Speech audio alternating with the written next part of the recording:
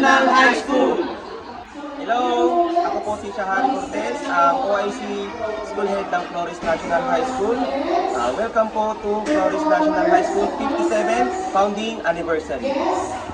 Naimbag na aldaw kada kayo amin, and welcome to Flores National High School. For today's eksena nga ay mag-judge tayo ng kanilang mga sayaw ngayong Foundation Day ng Flores National High School. At syempre nga, maraming salamat kay Sir Shahari Cortez dahil lagi akong naiimbitahan sa lahat ng event dito sa Flores National High School. At syempre nga, may pag-grand opening at blessing ngayong araw na ito. At kasama ko nga lahat ng faculty at mga kasama ko sa pag-judge mamaya sa contest. Hindi mo nga sukat akalain na ang Flores National High School ay isang barangay school. Pero wag ka, sasakitan ngayong bangs dahil tuloy-tuloy ang pag-improve ng eskwelahang ito. Lalong-lalo na sa larangan ng akademya, extracurricular, at syempre pakikisama at mga good quality teachers. At dahil dyan, tuwang-tuwa ang mga faculty at si Sir Shahari Cortez na kami itour sa buong eskwelahan at tignan ang kanilang pinagmamalaki mga classrooms at syempre ang kanilang mga bagong facilities. At tuning ang kahanga-hanga ang dedikasyon ng mga teachers and especially ang community sa eskwelahan ng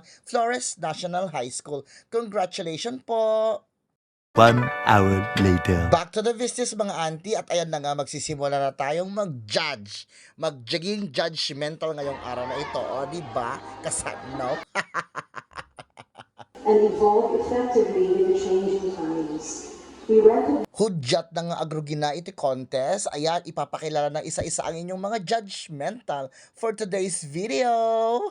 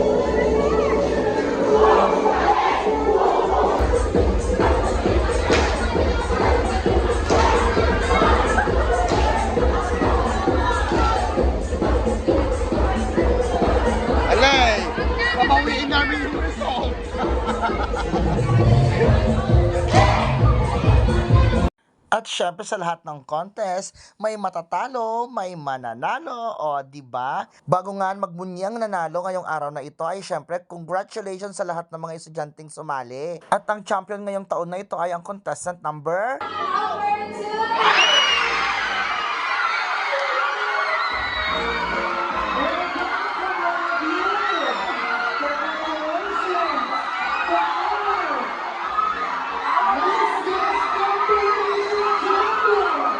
may pagam! Oh, congrats! Ano masabi nyo?